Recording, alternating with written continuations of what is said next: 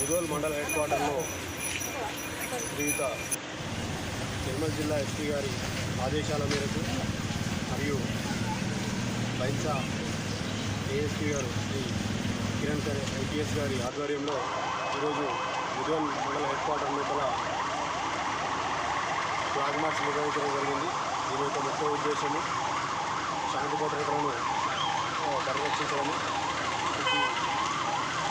Flag మార్చ్లో rapid action ఫోర్స్కు సంబంధించి 60 మంది మరియు జిల్లా స్పెషల్ పార్టీ పోలీసులు మరియు సర్కిల్ ఎస్ఐస్ సిబ్బంది అందరూ కూడా ఈ కవాతులో పాల్గొనడం జరిగింది.